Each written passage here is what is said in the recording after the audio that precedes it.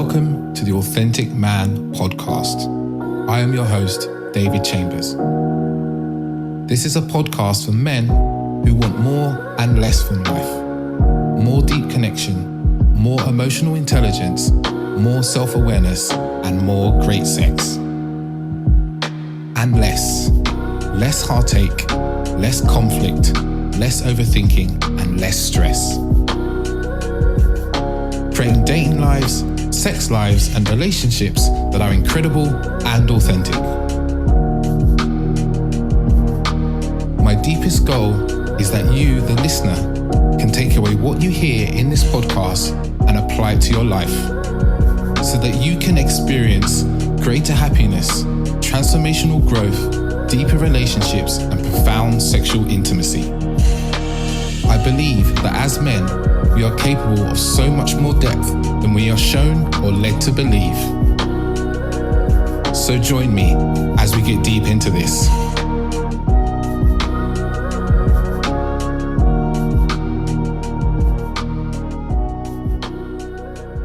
Welcome back to the Authentic Man podcast. Back with another episode. This is episode 110. Sometimes I lose track. Sometimes I can't remember what number they are because, you get through quite a bit over the years. And this is a great episode. We're talking about something that, I see in coaching a lot, is negative patterns and limiting beliefs, because these really get in the way of how we operate in life, how we succeed. They make us self-sabotage, right? It's our beliefs that kind of get in the way, especially when we're talking about dating. It's a real insidious way in which things start to go wrong. And often in dating, we blame them on other people. So I got an absolute expert, Jaguar Heart, a wonderful man. Before I tell you a bit about what's in the episode, I'm going to let you know about some events I've got coming up because, people are always asking about events. I'm doing more and so forth. So I have a Tantra event for solo people. You can come on your own. It's for people who are alone, but it doesn't necessarily mean it's just single people, hence why we call it solo. And that's happening on the 16th of February at 7:30 p.m. GMT UK time for most of you. And then there's a tantric foreplay, which is, for singles and couples to come to as well. That is on the 20th of February. That starts at 8 p.m. And another Tantra event, it's like a Tantra February. This one's not in February, this one's in March. This is a Tantra 101, the couples. So this is happening on the 20th of March. These are really popular workshops that we've run that people have really enjoyed. So we keep running them again. And obviously we run me and Ulsa run all these ones together. If you're interested, click that. There's some links in the show notes. You should be able to go straight through and purchase that, or you can hit me up on Instagram, at the Authentic Man, and ask me about it there, or ask me we can get tickets there. Also, I have a kind of masculinity workshop. It's a masculinity workshop that's going to be on the 23rd of February as well. This is something I've been crafting kind of slowly over the last kind of 4 months, actually. It's just like I'm just seeing that, more and more of my clients, a lot of what I'm helping them with is their expression of their masculinity, showing them that masculinity isn't toxic, that it actually can be a really powerful force in the world for good. So that's going to be a longer workshop. It's going to be like 2 or 3 hours long. Like I said, that's on the 23rd, and that the details are going to be below as well in the show notes. So a bit about the episode before you jump in, because I'd like to tell you a bit about what's in there. We're going to talk a lot about like how false projections work, the patterns that men obsess over, especially around freedom, and how we get so locked into freedom that we forget that anything else is worth anything. And really, is freedom really worth anything? There's a question there. We talk a bit about toxic masculinity and understanding the negative effects on men, especially because I think that's not always spoken about. We're going to talk about how to lead with vulnerability as well. We really cover a lot of things outside of patterns and limit release here. And also we talk about how men can, freely express for emotion. There was a couple of questions that came in from my coaching clients around that. I wanted to speak to Jaguar about that. So yeah. So there's a lot in this episode. It's a really beautiful conversation. I love having the privilege of sitting down with such wonderful, incredible men who do such heart-centered and loving work. So yeah, without further ado, let you jump into the episode. Hello, ladies and gentlemen. Welcome back to this episode. This is an episode I've been looking forward to for a long time. I love to speak to powerful men that have a powerful message. And today I've got a man with me whose Instagram post, just with the simplicity of the layout, jumped at me. And then when I read the message, the captions, it's just like, sometimes you read something and go, oh, yeah. And that's the feeling I got from his message. And I just continue to consume and enjoy.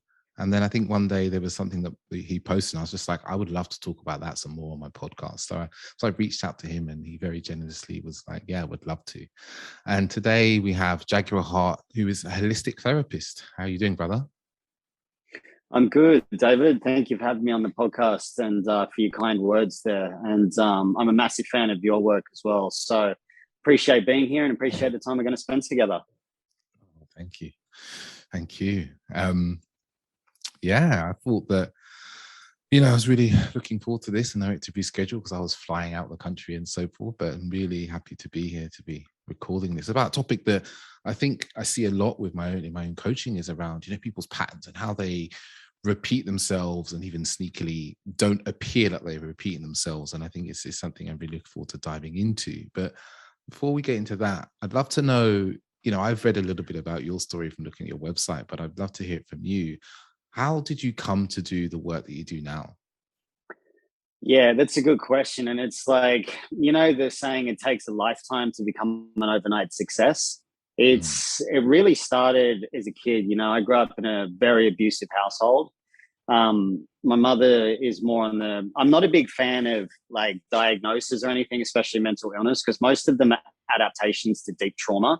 So when we throw around the terms like narcissist, sociopath, things like that, it works to kind of create an image of what the person acts like. But I don't believe that it's actually what's going on for them at the deepest level. Like the person isn't just a narcissist. And it's kind of like a disservice to who they are underneath all of that. But for the interest of, my story, I'll use some things like that. So my mother would be categorized as a narcissistic sociopath. And my father was largely, he was very submissive and he didn't really provide any protection or safety. And my mother was really abusive. So when I was 5, my father went to prison for a couple of years. And in prison, he had a heart operation, and my mother pulled me and my twin brother into the room and said, your father's probably not coming home. He's probably going to die. So I experienced this fear of loss from him going to prison. I didn't really understand what was going on. It was never explained to me. And then to fear that he was never coming home. And then when he did come home, what my mother would do was use his health as a weapon of control. And what she would say was, if you keep acting like that, you're going to kill your father. He's going to die because of you. I mean, I'm 5 or 6 years old, right? And this was just me expressing myself through play, just being a child, just being a 5 or 6 year old. And so this was constant. It was on, 3-4 times a week. And so what had happened is I learned to suppress my emotions a lot and have to try to be perfect and modify myself. And if I ever had a problem, she would say, you don't know what a problem is. If I was sick, she would get really angry about that. So what had happened is I started to suppress a lot of emotions. And then when I got to about 11 or 12 and that sort of adolescence starts to kick in, a real rebellious streak started to come out. And what I realized is that, when we grow up in these environments where we're forced to be oppressed, and we're seeing this in the world right now, it's going to really come out in two ways. A person's either going to hide away or another person's going to fight against it. And for me to be able to process my emotions, I wanted to fight against it. And so this led me down this really rebellious path of, fighting and drinking and things like that, the typical sort of broken home kind of behavior with complete absence of any support from my parents. They just thought I was a problem child. They didn't take any responsibility for it. And as I got older, what I thought was the right move was to go down the path of materialism. And so for context, without going too far into it, my nickname back in Sydney was the Wolf of Wall Street guy, because I owned an investment company and I was, I wasn't as bad as him, but it was, it was that kind of behavior. And what happened is, I built up all the armor around myself. And So I went through starting businesses to try and make money because I thought if I had money, then I'm going to be attractive, and then I'm going to have the things, and then more women will want me, and then taking drugs to numb out the pain. And then I started an investment company around 10 or 11 years ago, and I did really well out of it. But what happened is the more successful I became and the more money I made, the more drugs I took, the more women I slept with, it became this toxic cycle of abuse, of self-abuse. And when I was in the investment world, what I wanted to do was become a good salesman, because if I could sell more, what I could do is I could make more money, I could buy more, and that would make me more attractive. But the interesting thing was this: as I started it, what I was doing is, instead of becoming a salesman, I started to study subconscious communication and hypnosis and different language patterns in human beings. And when I was on the phone to people over time, I started to see a pattern with everyone. And what I would see is that people lie. They lie all the time. And what happens is there are the same answers with the same people, but different backgrounds. And people would say the same things. And I started to get to a point where, just based on their breathing patterns, their tone of their voice, the way that they would use certain language combinations, that it was coming from deeper programs in the subconscious. And I'm like, this guy doesn't even know what he's like, why he's lying. You know, it might be like, oh, look, I've got no money to invest, or, oh, the wife said no. And what we do is I'd say, you know, okay, cool. Well, I'm sorry that we're not going to be doing business today, but we'll just take it off the table. But just for my own feedback, can you tell me a bit more as to why you don't like the project? And it'd be answer 1, answer 2, answer 3, answer 4. Then on the 5th one, they'd always tell the truth. And I was like, why is this happening? And then I started to see that there are these programs that people run out of. A little bit different to a belief versus a program, which I'll get into. But what I saw that, you know, I'm like, wow, this person doesn't feel safe. This person feels like you can't trust. This person feels like they've got a fear of loss. This person has a desire for gain. And I'm like, wow, like these are uniform in each person. And so I didn't know at the time that this was forming a foundation for me to move into healing. But what I did is I became really high level at this stuff, and I learned to be able to communicate at a level with people past their conscious mind and their subconscious. Now, essentially at the time, because I was selling investments and the investments worked, but it was essentially to manipulate someone into buying something that they didn't need, you know, because that's really that whole industry. It's not really about the little guy winning. It's about the big guy winning for the majority of it. And we were flipping houses in the States, and clients did very well out of it. But at the end of the day, I just wanted more money, and I was doing a lot of drugs and all of that. And I was in a lot of pain. And I remember it was just like a moment of clarity came in. And I had the $3 million apartment in a place called Darling Point in Sydney, which is, I think, the number 1 or 2 most expensive suburb in Australia. I had the luxury cars. I had my $50,000 gold Rolex, my walk-in wardrobe. I had it all. And I remember I went to trade in one of my cars for a $500,000 Mercedes. And just because I was bored, I had nothing else to do. So I was like, fuck, I'll go buy another car. And I had it traded in, and I was sitting there and I was about to sign off on the contract. And it was just like this little voice appeared to me up sort of to the right-hand side and said, where does this end? And I just took a step back and I said, yeah, I've got everything. And now I'm leveling up again and leveling up and leveling up. But the more I leveled up, the deeper the void I felt within myself as to what I was doing. And I just pushed the contractor. I said, I'm not going to do this. I'm not trading this car in. And I kind of sat around, and then I was going out to buy some stuff for my apartment. And a good friend of mine turned to me and she said, you're really unhappy, aren't you? And I said, no, I'm desperately miserable. And it was just this moment of awareness where I said, I need to go and find what I'm supposed to be doing. So I ended up moving to New Zealand and living in the mountains there on a farm, and just drinking spring water and eating grown vegetables and beef from down the road, and just clearing my system out. And I woke up one day because I wanted to go on a purpose of finding purpose and what I was supposed to do. And so I chose 5 things I was interested in, which was Brazilian jiu-jitsu, motorcycles, music, tattooing, and naturopathy.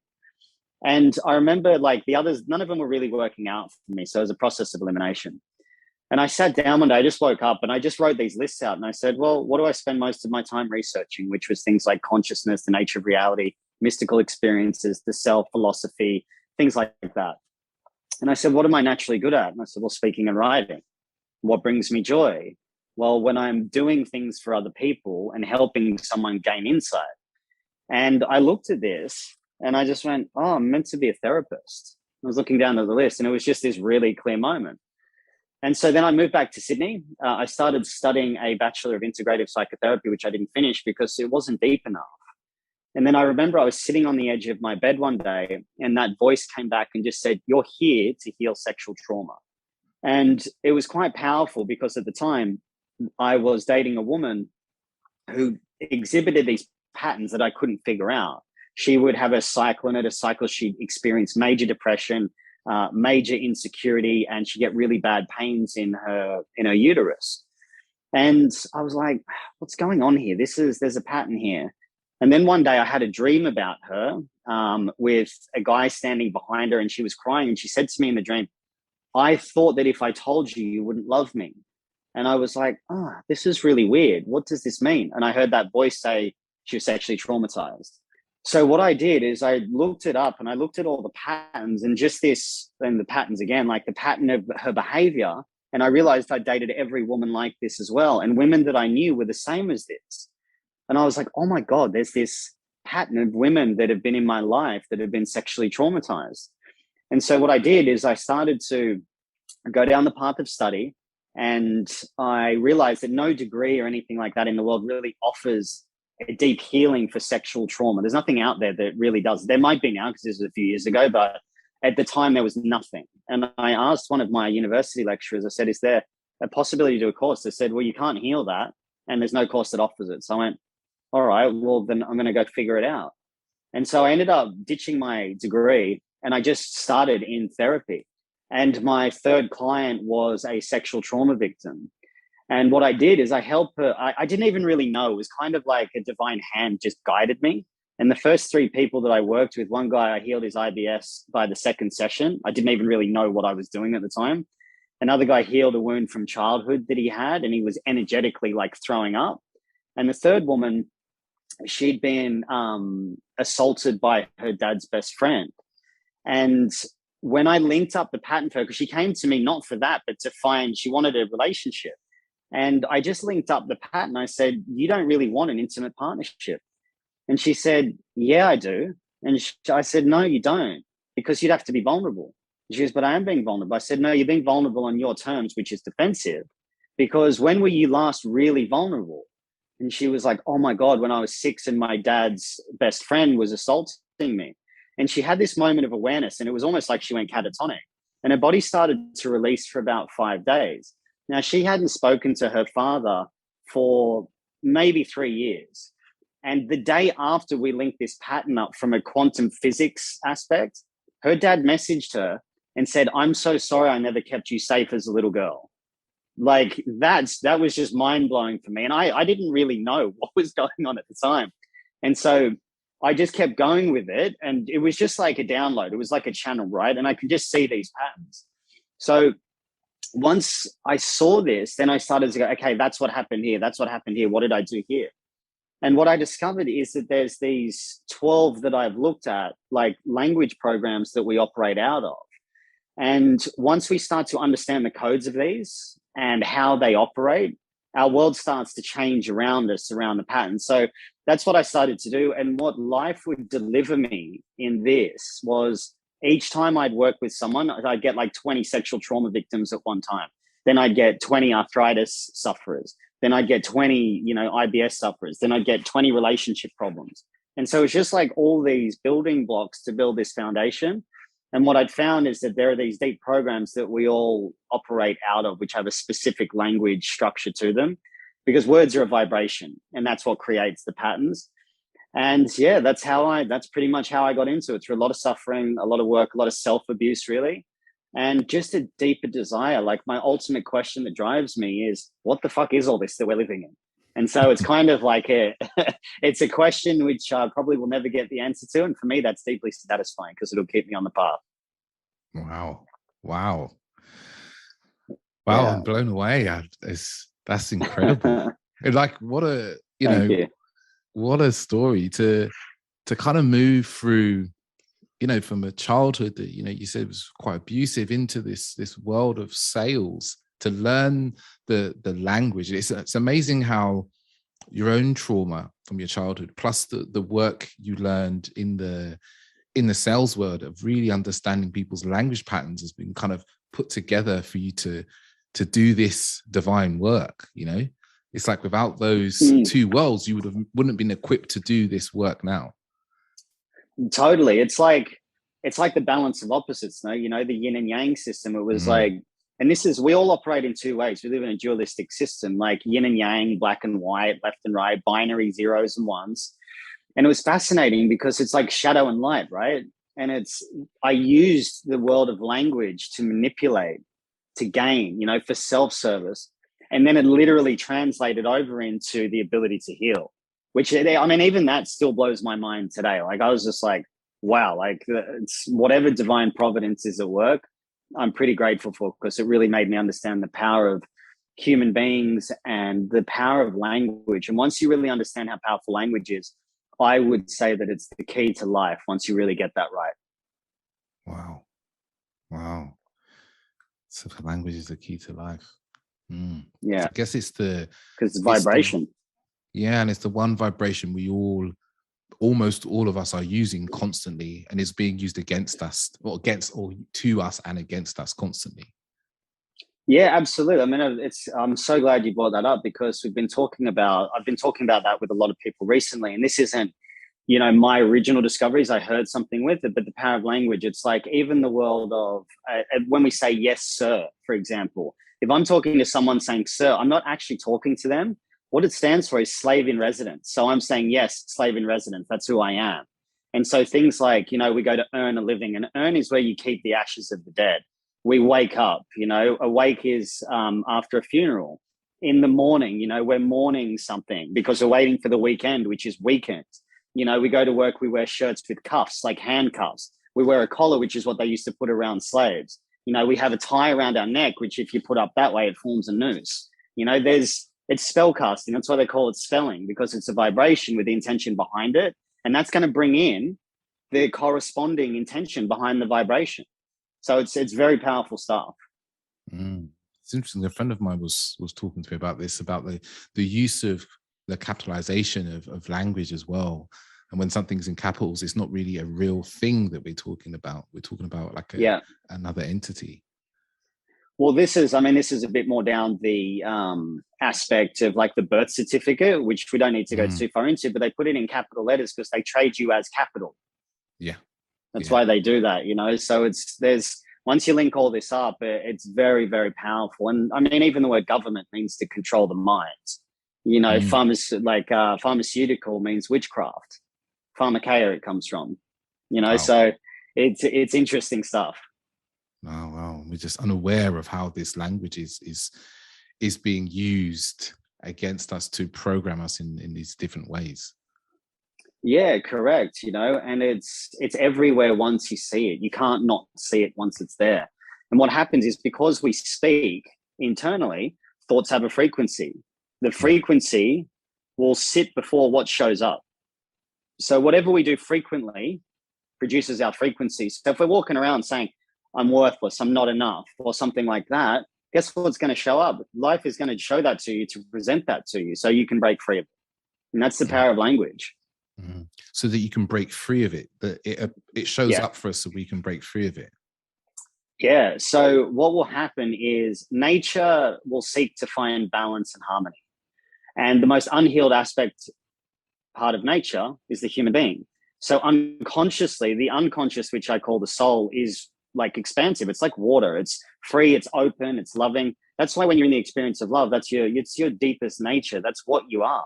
That's why it feels really good when you're in that state. There's no constriction, there's no tightness. And what will happen is the ego, where I believe these programs are based in the prefrontal cortex. So the prefrontal cortex is responsible for logic and reasoning. And so when we logic and reason via I'm not enough, or I'm worthless, or somebody hates me, or whatever, that program is going to run vibrationally. It's going to bring it in, because the soul, which is going to feel really confined, or the unconscious, which is going to seek healing, wants to move past that into a more advanced and expanded version of itself to feel freedom, because that's our natural state underneath it all. It's love. That's what we are. Mm-hmm.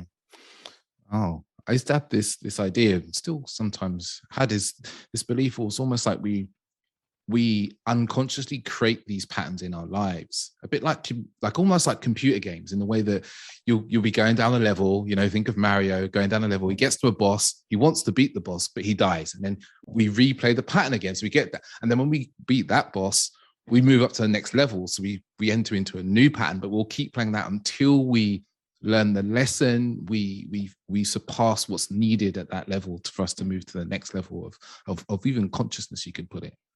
Yeah, that's why there's the saying, new level, new devil, right? So it's every set of circumstances that we experience are going to be matching the frequency that we're emitting based on the internal programs that are running the show that we haven't yet reconciled or resolved. And so they start in childhood, they get activated in childhood. And I refer to clients that I work with a lot. So one woman I worked with yesterday who was always needing to be needed in order to get love. And this will resonate with a lot of your viewers and listeners, because this is a really common trait. So we're disciplined in childhood. And it's funny because discipline actually means to learn, but it's as a form of punishment. So what happens is we learn to start manipulating and lying so we can avoid punishment. So what this woman did is she would always be trying to fix others. Because what happened, if she became indisposable, then no one would dispose of her.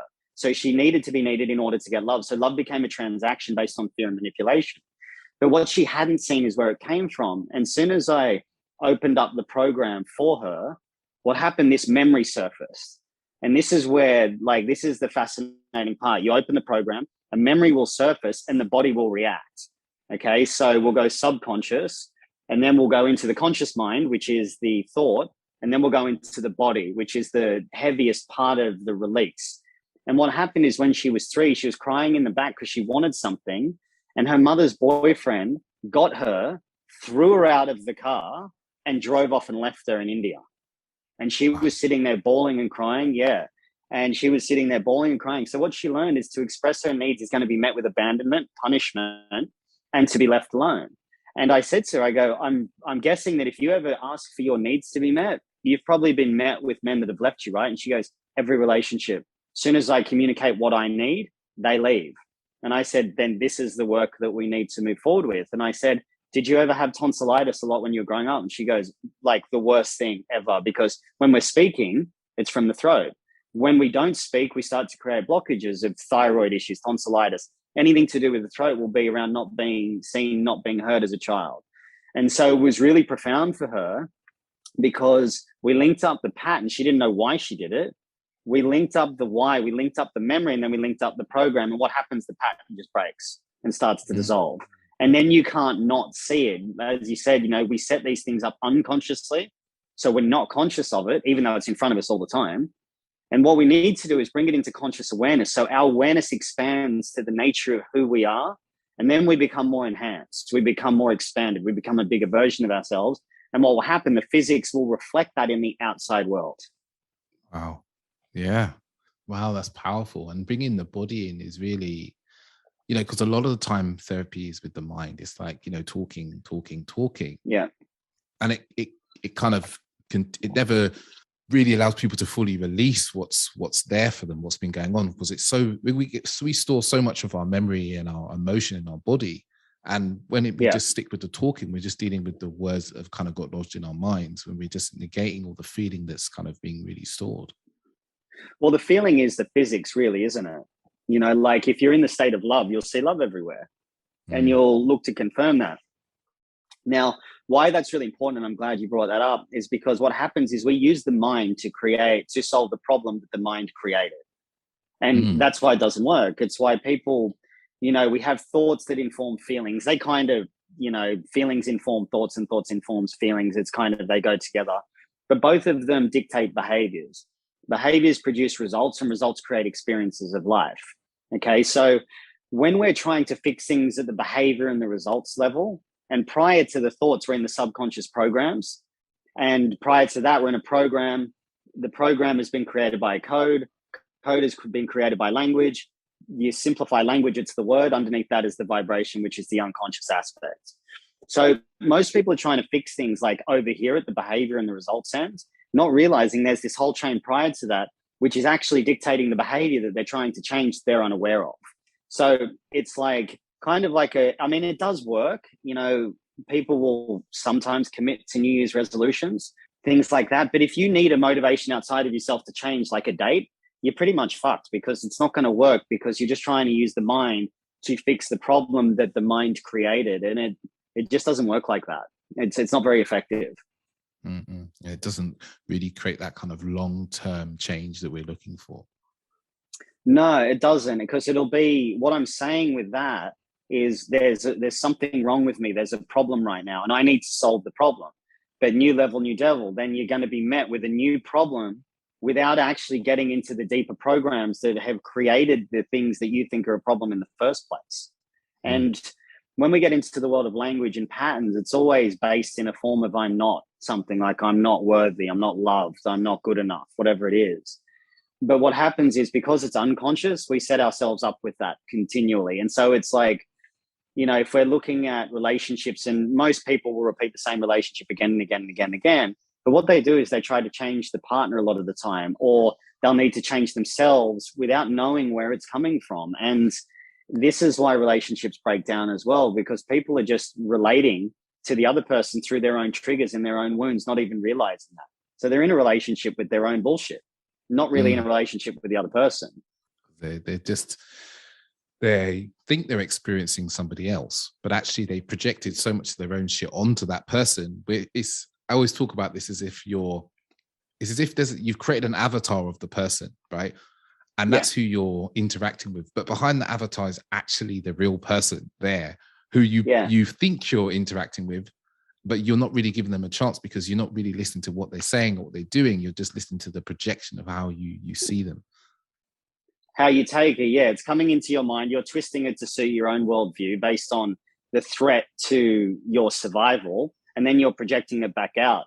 It's funny, I worked with a friend of mine's girlfriend a long time ago, and I sat down with her and she said, oh, I love him. I asked her, I go, do you love him? And she goes, oh, with all my heart. I said, so could you love him if he doesn't change? And she goes, no. And I said, then you're not in love with him. You're in love with the idea of who you think he should be to meet your own demands.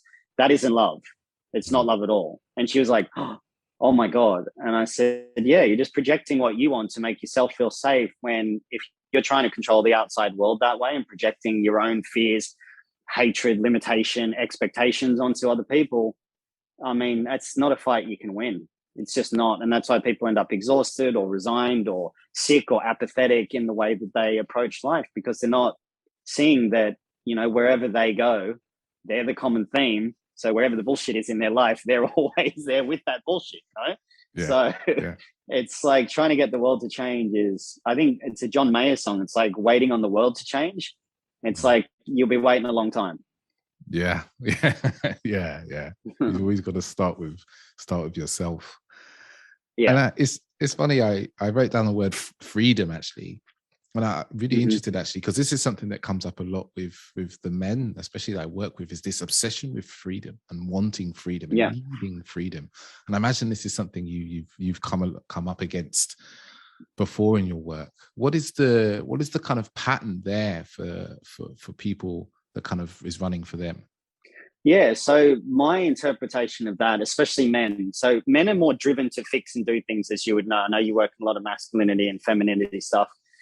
And, we think that when we get the money, the house, the job, all that stuff, then we're going to be free. But I think it's the opposite to that. What do we really want? We don't want any of that. We want the experience of what that represents, which essentially is the freedom from suffering. That's what everyone wants. They just don't want to suffer. And we put ourselves in this idea, especially as men, I think John Wineland talks about this. I'm not sure. I've done a bit of his stuff. He says that the masculine nervous system is wired for freedom. And for me, it's freedom from suffering. And when we look at that, what does that mean to a man? Well, it usually shows up in purpose of what he's doing in the world, having other men around him. But really, it's the freedom to express. It's the freedom just to be you. Because when you're in the state of, I accept myself, that's freedom, because no one can reject you there. And then you're not really suffering. And I get that because, I was called a lone wolf for a long time. I've lived on my own for a long time. I've had relationships here and there, but I'm sort of, my purpose is my number one thing. It's what I'm always working towards. I'm always going internal. And so it's funny because people go, well, you help a lot of relationships, but you're not in a long-term relationship. I'm like, usually because when I transform and change, the woman that I've been with hasn't been able to meet that level and go with me there. And I've accepted that. I'm okay if I just have a lot of 1 or 2 year relationships for the rest of my life. Great. If that's what's meant for me, that's okay. That's my freedom to accept that, and the freedom is in self-acceptance, which is then an absence of suffering. So freedom for me, for what I believe everyone wants, is they just don't want to suffer. People just don't want to suffer. And there is so much suffering on this planet right now. And if we can get into that world of just being able to be okay with who I am, because you kind of got to be okay with who you are anyway, because you got to walk around with yourself all the time anyway. So you might as well do the internal, renovations in order to support that for you. And most people are operating in this state of a fear of loss or, fear of abandonment, fear of rejection. There's no freedom there. That's completely dictated by the outside world all the time. And that's what I believe men really want, is that it's just the freedom from suffering. Mm-hmm. And I guess for a lot of men, is that there's this kind of unfortunate situation where they've got all this emotion that they're not expressing, right? That's actually causing them suffering, but they have no capacity to express it because they've never been schooled in how they can express that emotion. So it really sits with them and causes them suffering. And then they're also chasing this freedom, chasing this freedom very externally, not realizing that the freedom really comes from being able to process that emotion and be accepting of it. Yeah, absolutely. I remember one woman that I was with, this was a couple of years ago now, and everything was good with us. And one day she just goes, I can't do this anymore. It's too much. And I was like, okay, cool. And she had a history of just burning things down around her when it got overwhelming for her, which she had really deep trauma, and that's okay. I understood it. But a couple of weeks later, where we didn't speak for a couple of weeks, and she came back and she was moving out of Sydney when I was living down in Bondi Beach. And I said to her, I go, I'm just going to leave you with one thing. I said, you know how you burn everything down? And she goes, yeah. I said, well, you're the spark. And so all you're doing is whatever you're going towards, you're taking with you. And so when men want freedom, what they're actually doing is by saying, they're really putting themselves in a state of suffering, because what they're saying, that I don't want how I currently feel. And when I get something over there, then I'm going to be fine, without actually dealing with the thing that's creating the desire to get away from where they're at, to think that that's what freedom represents to them. And that's a really important thing, because men, it's like, man up, don't deal with that, don't be a pussy, stuff like that. Men are emotional beings, I think we're just as emotional as women. It just expresses differently. That's the only thing. And so to be told to man up, don't cry, stuff like that, it's in our culture. And it's disappointing as well, because it's kind of like we're getting to a point in society where just being a man is inherently toxic. And it's becoming a really difficult thing, especially, like the white man now is really seen as this toxic force of everything. And it's funny because like we're basically getting to a time where men are pretty much useless, except when there's an emergency. Then we'll call on the men. Apart from that, you can fuck off, and you're not needed, you're not wanted, or anything like that. I mean, I remember I did a post to bring this up about 6 months ago. And I was getting frustrated with what's going on in the world, the tyranny that's been shown, all this stuff. And I was like, where are all the real men at? Where are the warriors at?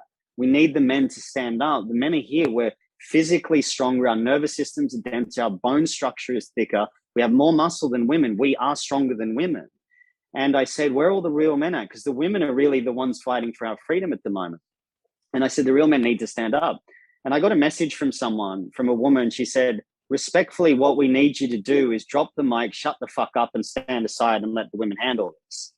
And I was like, okay. I said, respectfully, I said, if there's, and this is what's going on, like this, where we're heading to in Australia.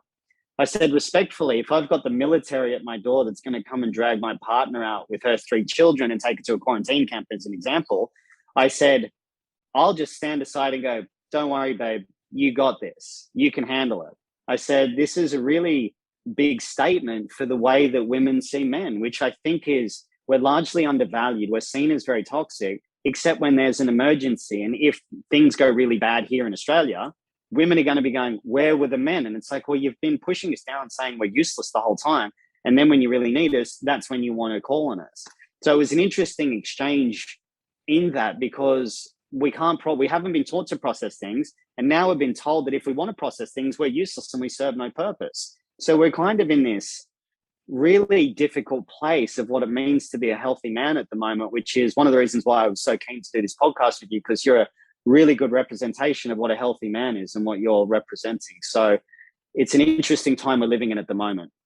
Yeah, it's interesting. I was there's a John Wan, and you mentioned earlier, he does these community practice calls, and he had one with Justin Baldoni, and they were talking about masculinity. And Justin talks about how he doesn't use the term toxic masculinity, and he explains why. He said, because to reach somebody, you can't shame them. If you shame someone and then you want to reach them, it doesn't work.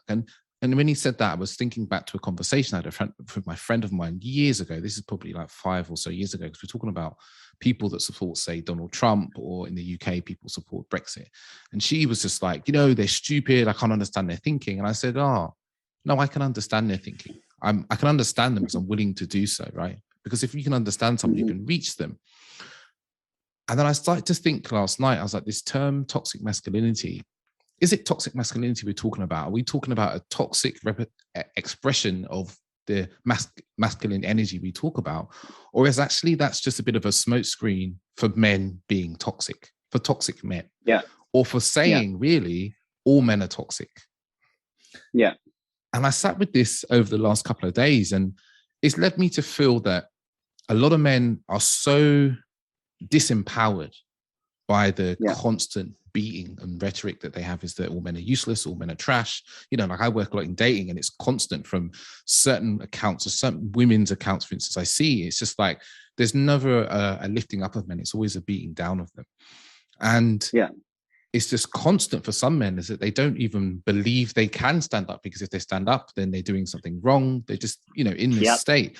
So there's so little space for so many men to even try and be healthy, right? Because a lot of men want to be good men, and they want to try and be good men, but they've been so kind of had the finger pointed at them, chastised, beaten through the media, through even, people around them, that they've almost just kind of given up the ghost and just gone, well, I'm not going to bother, because if I try anything, I'm just going to be called toxic. And on the flip side, there's this like, guys, you need to be, more emotional, you need to be more vulnerable, you need to be all these things. So a lot of men were sitting here going, like, I can't win. There's nothing I can do to win it. If I stand up and protect, I'm being toxic. If I open a door, I'm being toxic. Or if I struggle to, if I get angry, I'm being toxic, even though I'm trying to express my emotion and I don't really know how to. And there's definitely this feeling with a lot of men. It's just like, whatever they do, they're bad and wrong. Yeah.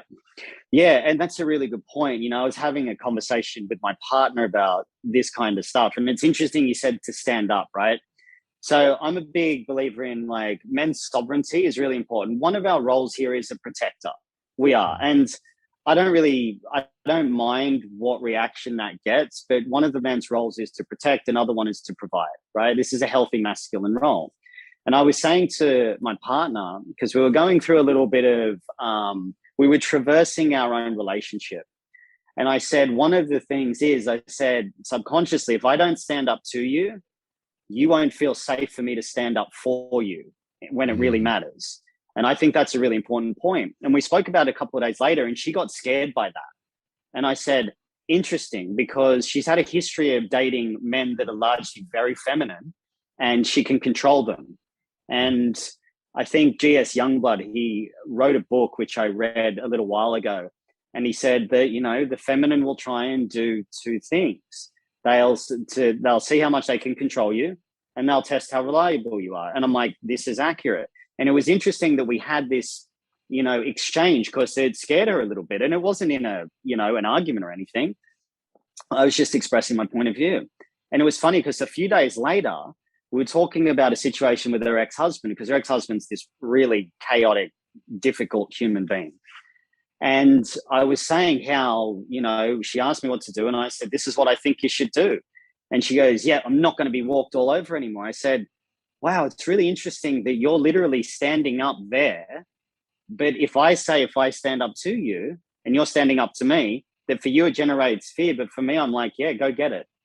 So it was an interesting exchange that it's like, women should be able to, and they should walk around free. Like I'm a huge advocate for respecting and honoring women, but I'm also a big advocate for a man honoring himself too, and saying, just because you're a woman, it doesn't mean that I can't stand up to you and say that's not okay in the way that you're behaving. And that's where I find there's this excellent account called Masculine Revival that's come out recently. I only sort of started following recently. And he nails these sort of traditional roles of, the masculine. And I really agree with him. He gets a lot of hate from the feminist movement. But I believe that it's a man expressing himself. And you're 100% right that if we express ourselves, and the interesting thing is, especially around anger is actually a feminine trait. It's not a masculine trait. And you look at guys, if they go to the pub and they drink alcohol, they get angry because there's too much estrogen in their system. So anger is actually produced from too much estrogen in the system in a man, not from too much testosterone. This is the funny thing. And when I talk about this, it's like, I haven't done a post on it yet, because I remember I did a post a little while ago saying, if you want to have a healthy relationship with a woman, the man needs to make her feel emotionally safe at the deepest level. If you want a healthy relationship with a man, the woman needs to make him feel like a hero and that his contribution is acknowledged and respected. I got hundreds of messages from women saying thank you about the feminine post. I got hundreds of messages of hate from women about the masculine post, saying maybe if you weren't rapists, maybe if you weren't fucking putting us in the kitchen, blah, blah, blah. And it's just such an interesting dichotomy. I'm like, why wouldn't you just want to have healthy relationships with both of you? And man, I love to feel acknowledged and respected and validated by my partner for my contribution. I love it. It makes me feel good. It makes me feel like a man, like I'm doing something really positive for the relationship. I don't want it to be the other way, going, oh, well, I'm healing the ancestral feminine and you're just a rapist from 6 lives ago and all that sort of shit that gets put out there. It's like, let's deal with the stuff that's now and have healthy relationships across the board. And part of that is the woman needs to make the man feel like a hero, and the man needs to make sure that he makes the woman feel safe at the deepest cellular level. And that's what I'm working to help create anyway. Yeah. Because I think that second part there with the woman making a man feel like a hero, for some women, they understandably, right, for all the things that men have done in history, is that that feels like a level of servitude. I talk to my partner a lot about this, because she's also a coach. And and because we understand this, sometimes I'll do something and she's just like, I really love the way you did that. That was really amazing. Like, I really respect. And part of me is like, I know what you're doing. I know what you're doing. And then I'm like, but thank you. Yes, thank you. And she will even say, she was like, years ago, I wouldn't be able to do that, because saying that to you would have automatically in her head meant that if I say you're a hero, then I must be your maiden, which is underneath you. And I said, it's very interesting, isn't it, that, I get this a lot with men I speak to, and they talk about not putting women on pedestals. And I say, if a woman says, oh, that's my king, a lot of people will react in the way of like, no, he's not, he's your equal, right? Because there's an assumption that if you say a man is a king, then you are beneath him, right? And I always say, I was like, it's very interesting, because I might say, my woman is my queen, but I am also her king. We are equals. For me to look up to her doesn't mean she looks down on me, And I think it's because we've had this, history, which we all know well and good, right? Of women being underneath men, being suppressed by men. For a lot of women, any sort of action or feeling that could be construed as being beneath a man triggers a lot for them. Yeah, I totally agree. And I'm of the same thing. We have different language styles. Women have different needs to what men need. When we can just sit there and say, it's like, things need different things. Like if you look at plants as well, some plants are outside and need sunlight, other ones are inside. It's just different needs for the biological and emotional constitution of what that takes. My partner calls me a king. I call her my queen. And I'll sit there and I'll say to her, and I'm like, I absolutely worship you. And I do. And I don't want her to sit there and say, oh, I worship you. She just will sit there and sometimes go, you're such a fucking king and I love it. And I'll be like, and yeah, and you're my queen and I worship you. And it's like, and I do, and I treat her accordingly. I see that as just being equals. A king and queen are just the masculine and feminine. I think that's such a beautiful trait to look at that when you speak about the person that way. You honor them behind closed doors in the company of others. You speak well of them. You don't sit there, you know, with your mates while they're checking out women and going, oh, yeah, she looks good or stuff like that. Like, I don't engage in that kind of behavior, you know, because it's an honoring across the board. Now, you know, when we look at that, I do agree with you. There is a history of women being suppressed and being denigrated and objectified. That's disgusting behavior. And men do have a long way to go in that realm. And that's, I really want to get that out there, is that I'm not saying that what's happened is okay. I'm not saying that women should be objectified, treated as sex objects. Women are beautiful, divine creatures that are so fucking powerful. They are. And what I really want to get out there is for men to treat them as such, but also that men need to be treated well too. You know, that we should be treating each other well, regardless of gender, sex, race, color, creed, none of that. We're all human beings. And when we can move past that, that's where we're going to have these beautiful unions with man and woman, however it plays out, it doesn't really matter.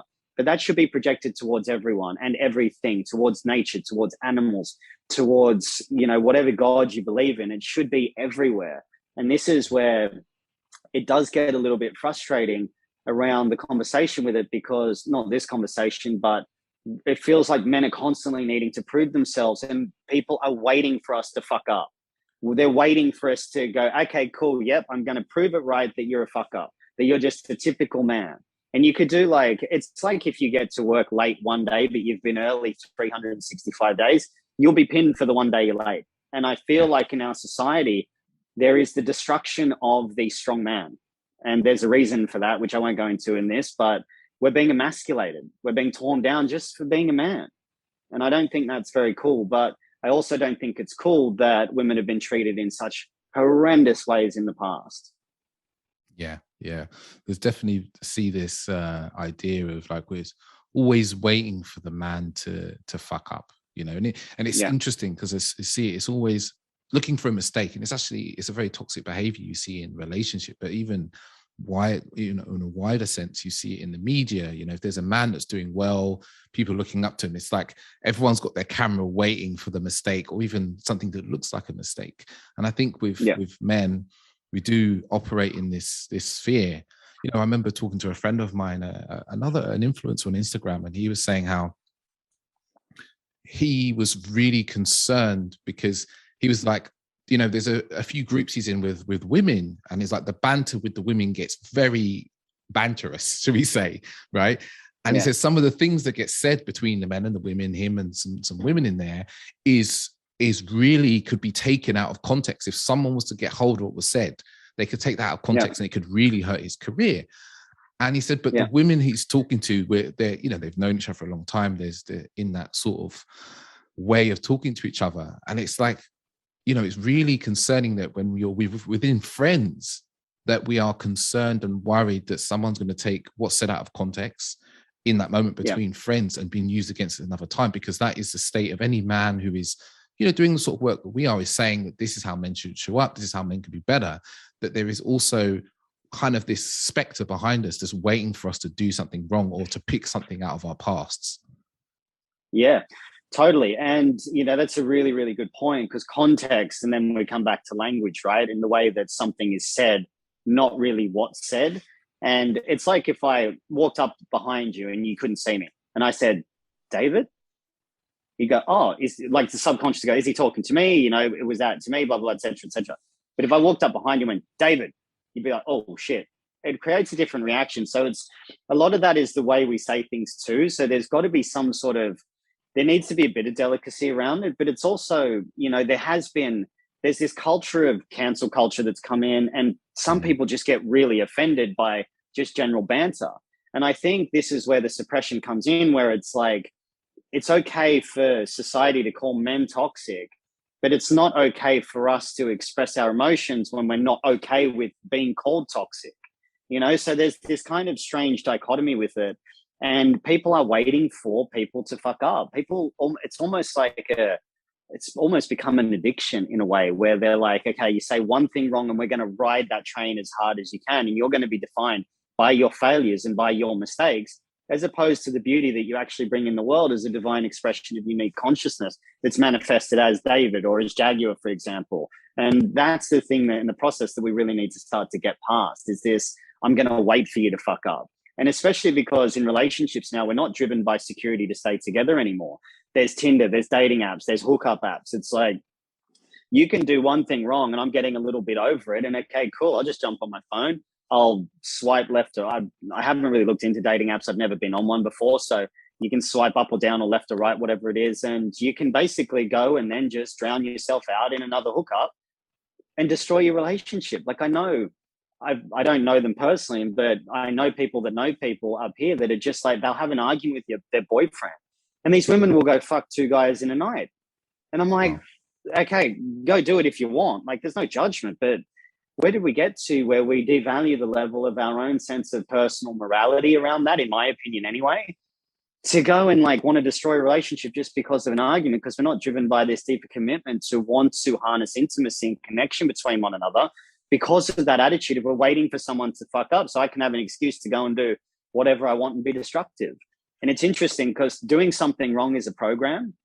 And what will happen is guilt is the byproduct of doing something wrong. This is really largely put into our world through religion.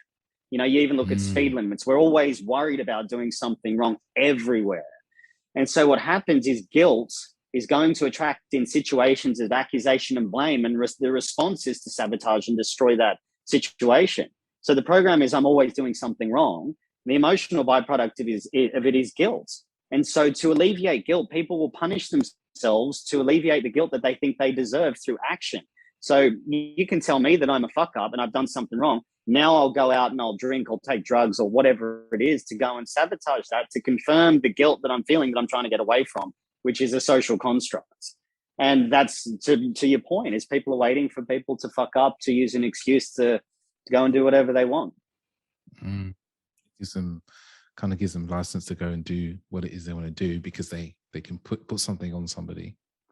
Yeah, it's like you look at guilt, like whenever, in the Catholic religion, I can't remember what it's called, but they'd whip their back with these studded whips and they'd create scarring. And that was to atone for their sins. The sin is doing something wrong or something bad. It's in the fabric of our culture. And like I said before, speed limits, crossing the road, police giving fines out, you're not wearing a mask. Fear is a virtue now rather than courage to step forward into, I'm going to look after myself, as opposed to sort of bow down to tyranny, etc. A uniform with a police officer incites fear these days rather than safety. It's everywhere. And I'm like, oh, am I doing something wrong? Is that cop going to beat the shit out of me? Or, it's everywhere in our society, unfortunately. We live in a world that's, slowly been governed by fear. A woman, a spiritual woman I know I stay with every so often, she calls it the ego entity, and how the ego entity controls us is through fear, because ultimately we respond very well to fear, and it's learned, and the world has learned that if you want to control, you want to push, fear is the way to go instead of love. Love is inspirational, but fear we respond very quickly to, because it's part of our system to do so. And then we largely live in, even inside of relationships, people operate from a place of fear in how they're relating and avoiding. And the biggest things I see a lot is in dating is people's fear of rejection or fear of a loss or abandonment, like you said. And we completely get overrun by operating from this fear instead of connecting to actually moving towards the love that we actually desire. Yeah, absolutely. And, there's a good word that you said in there, love is inspirational. Inspiration comes from the word inspire, which means in spirit. That's like respiratory, respire, which is to breathe, is to put spirit back in. And so when you're looking at that from the fear-based aspect in dating, what I get men to do, if they want deep intimacy, I don't really work with men that are just like, oh, I want to go and sleep with all these women. They just don't come to me because that's not who I am. And I'll get them, I say, do you want a quality connection? And they're like, yeah, absolutely. I said, right, if you want a quality connection with a woman, ask this question on your first date. Tell me all the things you think I won't accept about you. I'll do the same, and then we'll go from there. And this creates intimacy, creates vulnerability, creates connection. And what you're doing is you're saying, hey, look, I'm okay with myself. So to your point, the fear of rejection, no one can actually really ever reject you if you think about it. You can only reject the parts of you that you don't want to show someone. So what you're actually doing is rejecting them, because you're not giving them the opportunity to truly love you for who you are. And why this question is so beautiful is it opens up this opportunity to see the other person. Like, it's intimacy, it's to see that other person and say, hey, this is me. I was the Wolf of Wall Street guy in Sydney. I've done this, I've done that. All of this stuff has come up. I'm not that way anymore, but this is the part of me that I might not tell you, because and it was really difficult for me to talk about this on podcasts in the start of my career, because I'd be like, no, like I need to be from like a perfect family. I can't really be seen as this hedonistic, debaucherous fucking, guy before that was like the Wolf of Wall Street guy. And now I'm like, look, I don't even drink coffee anymore. I don't drink alcohol. I don't eat sugar. I don't smoke. I don't do any of that. Like, I'm pristine and kind of like sinner to saint in a way. But once you own that, you embrace it, and you take it on, it creates space. Space is love. When you're loving, you feel spacious. You walk down the street, your vibration is higher because you're in an expansive state of frequency. It's just the world of physics. And so that's a really beautiful task I get men to do, because then they get to be intimate with themselves. It's not external. And then they get to create a connection with a woman. Whether it goes any further than that doesn't matter, because the connection with themselves has been opened up. Because they allow themselves to be deeply seen with their own vulnerability, and they get to experience in that moment that the rejection isn't what they think it is, because a lot of the time we have this idea that if I tell people the worst things about me, the things that I don't want them to know, that they'll run away from us. And actually, the more we do that, we realize that people actually step towards us. They go, you see their shoulders drop down, because they're like, I'm seeing you. I can feel safe in this because you're willing to open up. I can do the same. Like, I always call it, I talk to my men and I say, always lead with vulnerability. Lead with your vulnerability. Because when you lead from that place, connection always occurs. Yeah. And like, when are you truly vulnerable? If you look at it, it's when you're hiding something. So when you sit in that world of because then you can be exposed, and then the exposure means rejection. And then if you're rejected from a primal level, you're cast out into the wilderness from a primal level, which means certain death. And so if you're fine being vulnerable, guess what happens? Your vulnerability goes away. You're not vulnerable anymore. You can still be vulnerable, but the idea of being vulnerable then just dissolves and it goes away, because you're okay with being you. And it's funny, you said, like people running away from them, but they're running away from themselves. Yeah. It's like what I said to my earlier thing that I said to an ex-girlfriend. You know how you burn everything down? Well, you're the spark, and it's like you're going to take that with you anywhere until you reconcile that deep part of yourself that doesn't want to be seen, doesn't want to be heard. And that's a beautiful process to go through. That's difficult, but it's a beautiful process once you actually embrace that. Definitely. I have a question here, something that one of my coaching clients wanted to ask you actually, is around expressing emotion, right? In really emotionally kind of heightened situations. Maybe this is arguments or times where we're feeling scared or vulnerable or worried. In those moments, and for him, what occurs is that he struggles to get his words out, struggles to communicate, because the emotions are running high, the fear's there. He's like, what can we do in that moment to kind of almost oil the pathway, oil the throat to allow us to really communicate powerfully what we're feeling and what we're thinking? It's really interesting that, there's a couple of words in there, is express, and then his words get caught up. So I'd actually say what's happening is he's starting to shut down. If your words, if you can't get your words out, you're actually starting to shut down. So the word express is to express. It means to release. So we have repress, suppress, express. Okay. When we express something, we release pressure. So when we press on something, we create weight on it. This is where depression comes from as well. So when we suppress something, we create depression. That's putting pressure on something. When we press on something, that's why we feel heaviness around it. whenever there is something there, the first thing I would get people to do is take responsibility for it. Say, this is in me. Because trying to get your words out, what I hear in that is he's trying to project his feeling or defend himself against something. So the first thing I always do, and I get people, and it takes practice, if they're starting to shut down, is to step away from that and just learn the language of, hey, look, I'm overwhelmed at the moment. I don't want to say anything I might regret. I got to step away from it. That's the first thing. The second thing is, sorry, that was the second thing. The first thing is take responsibility. Go, this feeling is within me. This person opposite me is not opening up the top of my head and pouring in a little jar of anger or frustration or venom or whatever it is. This feeling is within me. So this is showing me something that's trapped. And when we start to re-engage the nature of the way that we understand emotions, it's just pressure in the body. That's all it is. If you think about anything that wants to be released from the body, it comes in the form of pressure. So when someone sneezes, pressure. A headache is pressure. Earache, pressure. Throwing up, pressure. You got to go to the bathroom, indicated by pressure. Anytime an emotion is the same thing, anytime there's pressure there, what he's done is he's brought something in. And I would say probably with that, there's probably anger or guilt that wants to be released and someone's attacking him. So he feels the need to defend it. That's why we get worked up. So the best way to do that, and this is one of the things that I teach, step away so something isn't said in the heat of the moment, and that takes practice. Sit with it, right? So we move away, and then what we do is we bring awareness to the actual feeling.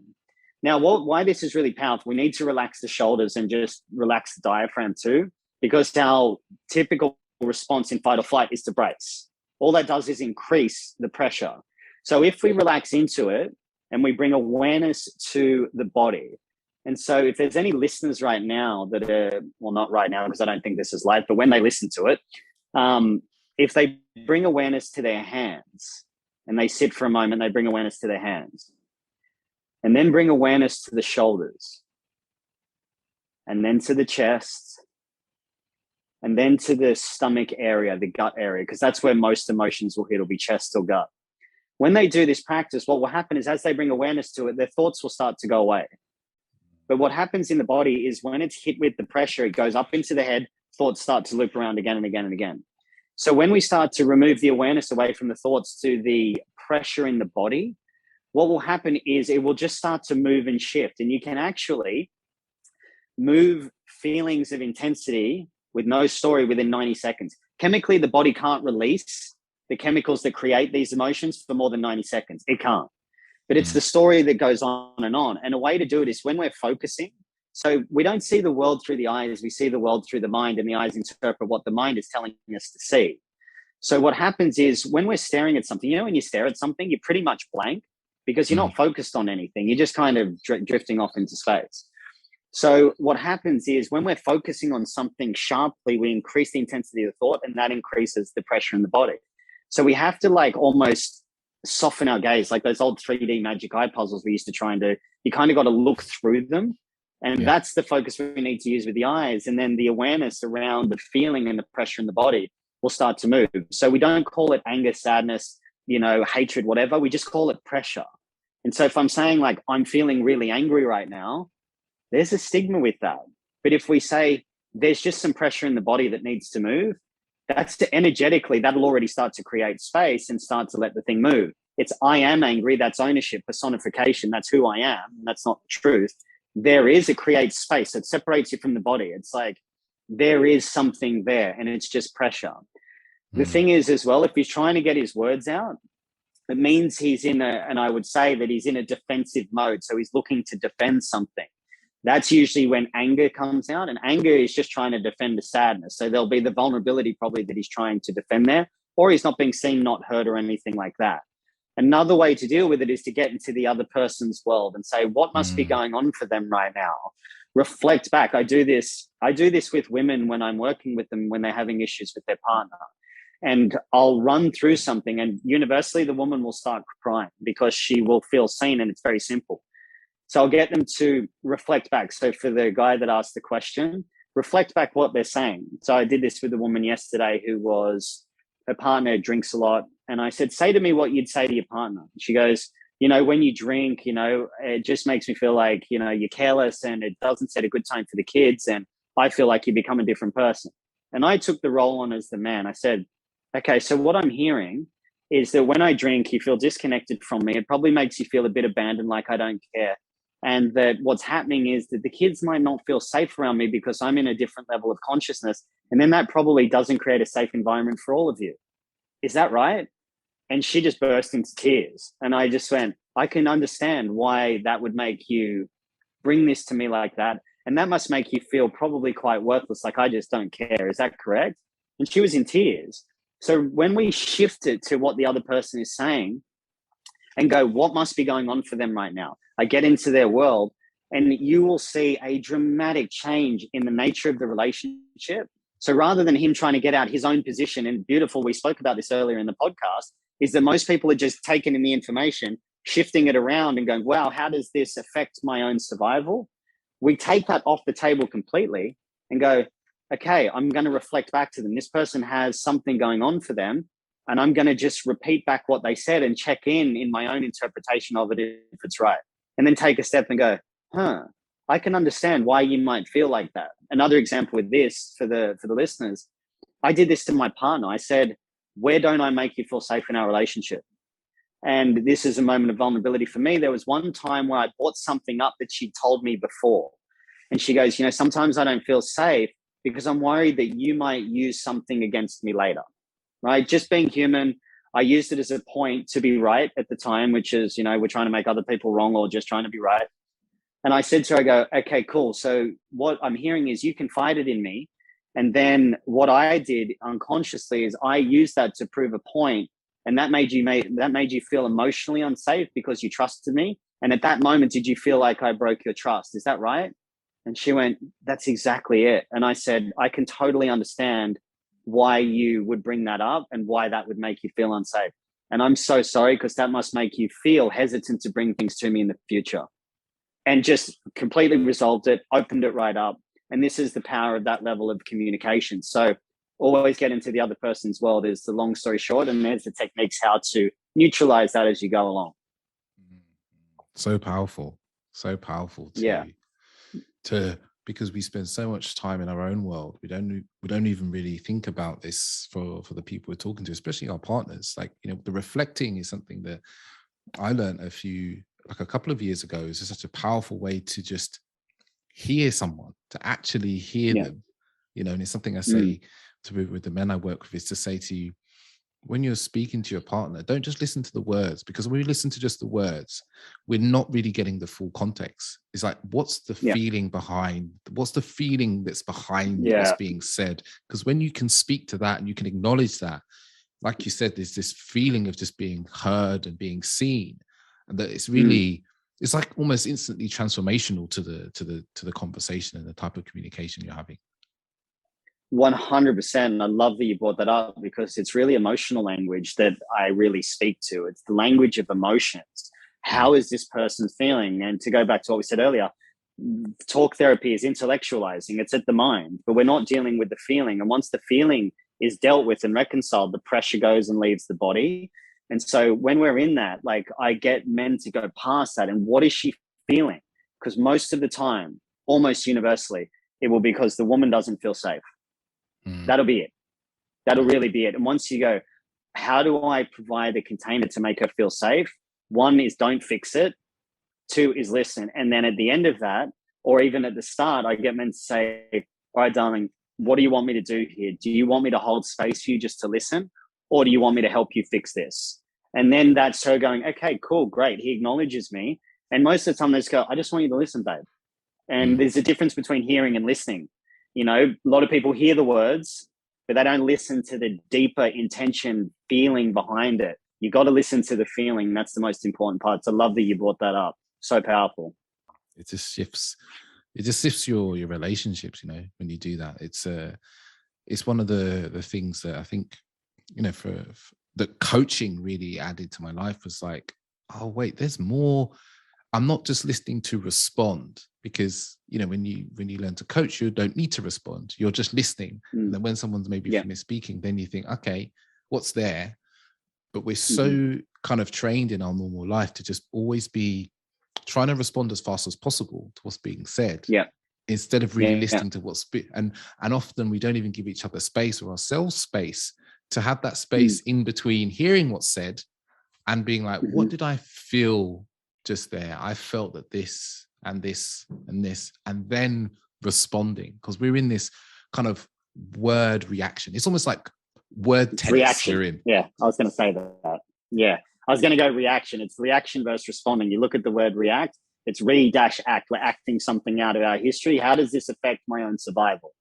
Responsible, response-able to respond. I take a moment and go, I become considered, I become measured. What is the deeper subtext of the language that's been presented here from a felt sense that gives me an opportunity to connect with myself and with another human being? So beautiful, man, because that's exactly where I was going to go.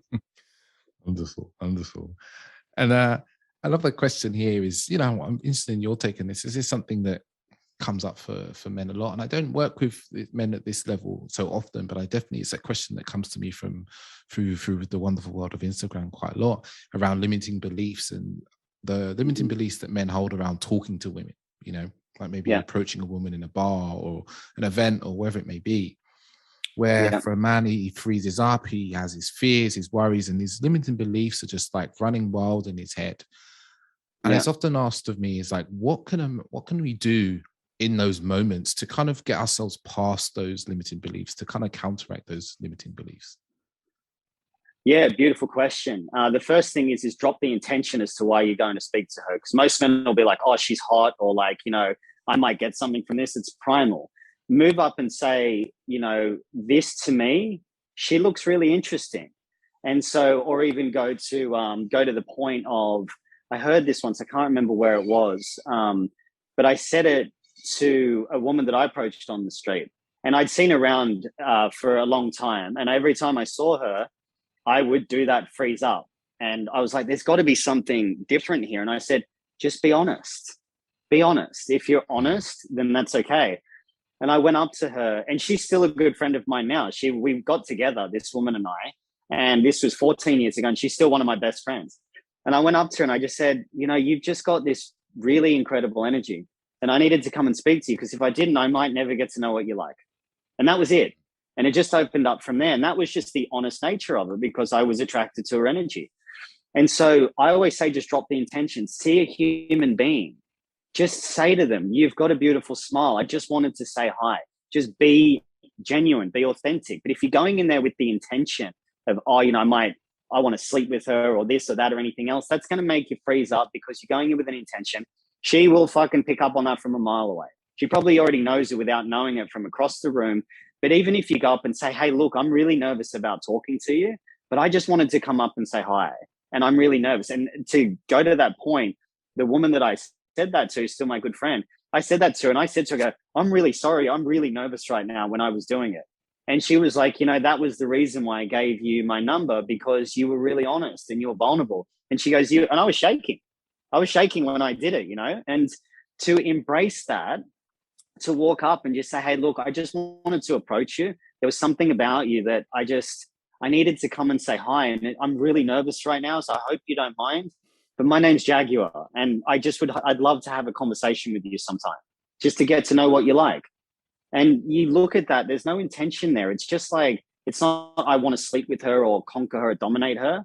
Most women will find that really sweet, because she'll see the vulnerability and go, wow, this guy's in touch with his emotions. To be able to be that honest and come up and say that, it's a powerful place to be, because you're owning your own vulnerability. And that's what I sort of advise men to do, just to be honest. Don't go up and say, you're my life partner and I'm going to marry you. Like, she'll run for the hills. And if she doesn't, then you're going to be in a fucking pretty crazy situation, I'd say anyway. But, just be really honest about it, and then that way, just take a breath and go, there's two things that are going to happen.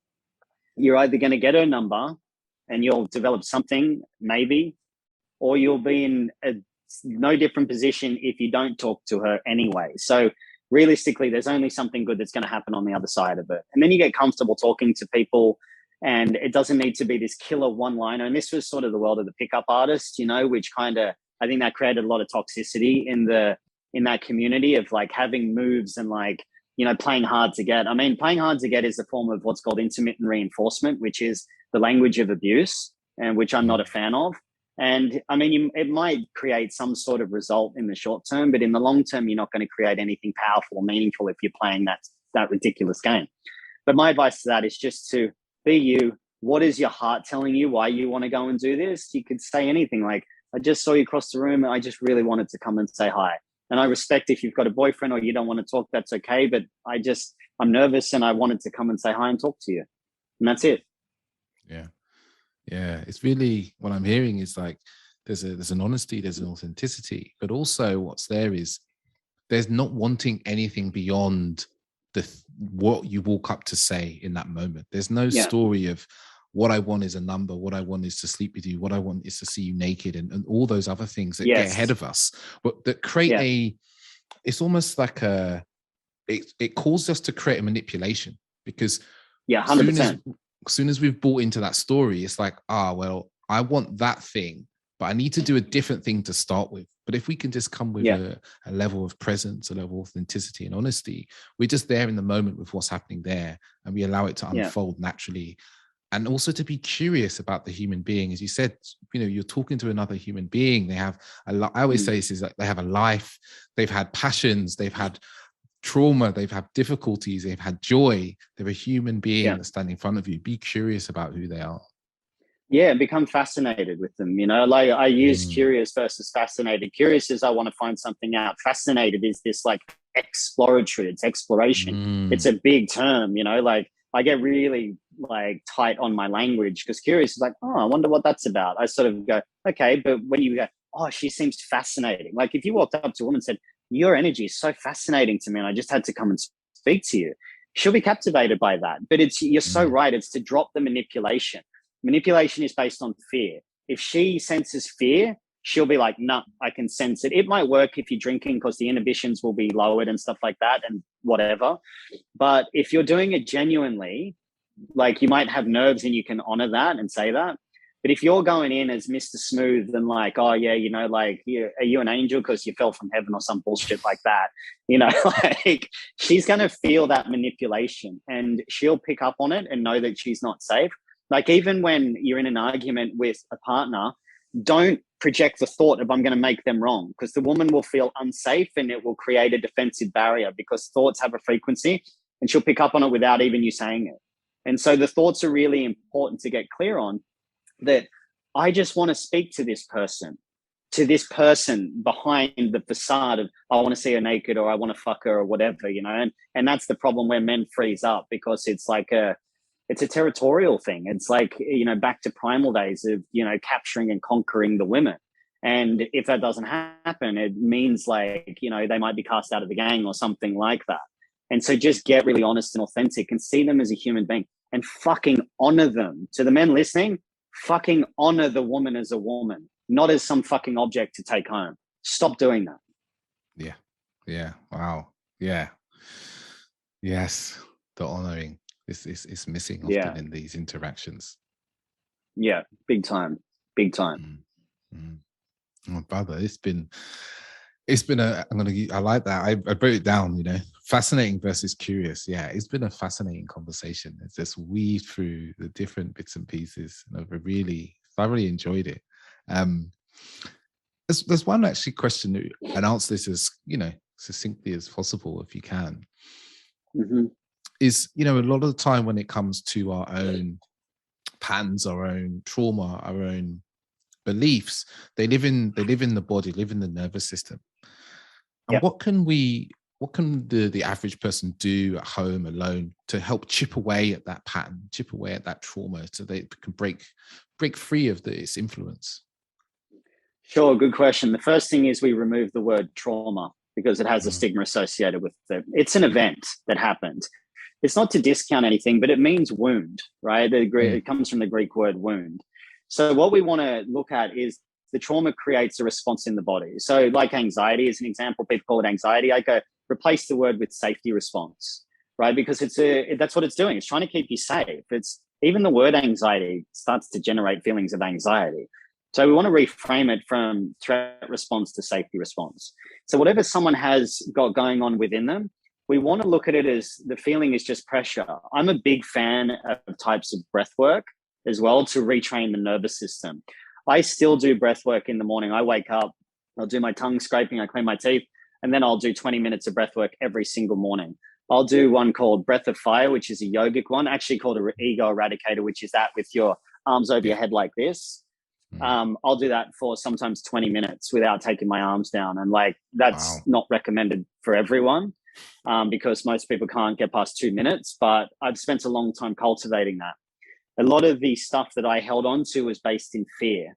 So the fear will happen usually in the sacral or the solar plexus areas. That's why when the threat response or the safety response gets activated, the blood goes to the arms and the legs. Digestion is no longer something that the body wants, and it will go to eliminate. So what we do with that, it uses the diaphragm to push through the tension that's in that area. And then I'll do breath holds with it as well. So I get used to being in the state of survival. And then I'll do the breath hold out, kind of like the Wim Hof stuff, and the breath hold in. Now, why that's quite powerful is because whenever I'm working with someone that, say, isn't safe, when you're in that state of the body's got the oxygen out of it, your subconscious starts to open up. And so what happens is you can start reprogramming the mind and allowing it to open up through that space at that time. And I would say once you start to get into a disciplined practice of retraining the nervous system, and it's funny because we can go through all this stuff of affirmations, gratitude journals, healing the body, doing all this stuff. But really what it comes down to is the nervous system, because the nervous system is wired for certain types of things. So as an example, if you grew up in a lot of conflict, your nervous system is wired for conflict and you'll associate love with conflict. And what we want to do is we want to move past that and push all that through it. So I get my clients to do breath work as soon as they wake up in the morning, because you want to retrain the body and push through all that stuff. Now, breath of fire is very difficult. It's not for the faint heart. It's an intense breath work. But what we need to do in order to do that is to push through things. And that's what works for me. Wim Hof is quite good too. I do cold showers every morning as well. And once we start getting into the body, it brings us back into the body. The mind will create a lot of the stuff in the body as well. So to do practices, we need to calm the nervous system. And the other thing is we need to be able to listen to what's going on. And one of the things I say to people is the you that you think you are isn't even you. What you really are is just a collection of thoughts, stories, narratives, conversations, and words that you've inherited through your caregivers, environment, teachers, schools, and friends. So once we start to draw these out, we start to be able to notice the conversations and the patterns, and then we see where they come from. So the things we do at home, I'm just a huge advocate of breath work because most people are waking up in a sense of fight or flight. And once we start to push through that in the morning to get through that, like that tension that's in the body, the fear that the mind's creating, you push through it using the diaphragm for 10 to 20 minutes, your nervous system will just over time start to level out. John Wineland talks about this too, that he talks about doing different types of breath work. I think he does one called 3-part breath, which is slow breathing, ego eradicator, and then Wim Hof or horse stance breath work. And he said after a year of doing it, his voice changed, his nervous system started to slow down, the fear started to dissipate. So I'm a massive advocate for that. And I'm actually going to be bringing out a program with a guy that we're going to be working on this. We're going to actually be doing I'm going to be doing the mind stuff. And then we're going to jump into a 30-minute breathwork session and start deprogramming the subconscious while they're in the deep state of oxygenation where the subconscious is wide open. So my thing is develop a practice to retrain the nervous system, whatever that looks like. For me, it's breathwork, could be dance for someone else, anything where you get back into your body and become embodied again. That's my biggest thing, because most people living in fear goes up into the mind, you're in fight or flight. If we eradicate the fear, then the rest of your life starts to fall into place. Yeah, a good morning practice. Good morning practice. Because most people just want to get up and they go have coffee, right? Coffee puts you into fight or flight. And so we're like, okay, I got to get up, I got to go have coffee, and then I got to do this, I got to get started. Like, go the opposite way and create the calm. And the funny thing is like, because I don't drink coffee, I quit coffee a little while ago. When I started to do breath work in the morning, I got way more done in my day than I ever did drinking coffee. That's the thing. So that's just my practice. And that's what I give to everyone, and universally it works. Yeah. Oh, it's not too dissimilar from my practice. Is like I do some breath work, meditation, and some yoga in the morning, and I find that it's a really beautiful way to, like you said, to come back into the body and be Yeah. like, come back into feeling, and then take that into the day, and you can bring that through with the day for you. It gives, for me, it brings a lot of calm to my day, to my beginning of my day and through, instead of often where if you just jump out of bed, you have some coffee, you start working, you're already in a state of like, oh shit. I call it that oh shit feeling. You start your day and you're thinking, oh shit, what have I forgotten? What have I not done? Instead of coming into your day in a state of like, I'm coming into my day. What do I've got to look forward to today? Yeah. And, especially for men, we want that freedom, right? So the nervous system is going to feel free when it's spacious. And for man, for masculine energy, we want to be grounded. We want to be present.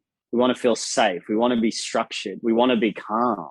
You get around a grounded man, you can feel it. Like that's like my partner says to me, she goes, you're so grounded, it can be intimidating because people don't know how to take you because you're so solid. And she's like, it actually can be intimidating because you sit there and you listen and you engage. And, really strong present men can be quite intimidating, but feel very safe as well at the same time. And so why that's really important for men is because you get out of the nervous system, out of the head, into the nervous system and start to create that space.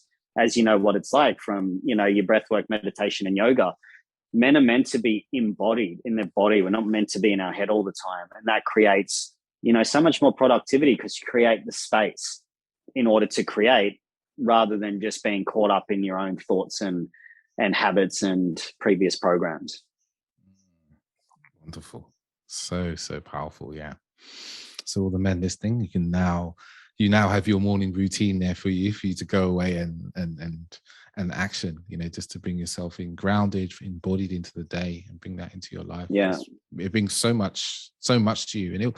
And it won't be some of these things that happens instantly to you. It'll be like 2 months later down the line, you'll be like, wow, I'm walking into the room and everyone listens and stops. And, it slowly really seeps into your life, almost unsaid, but you'll just see a marked change over a period of time.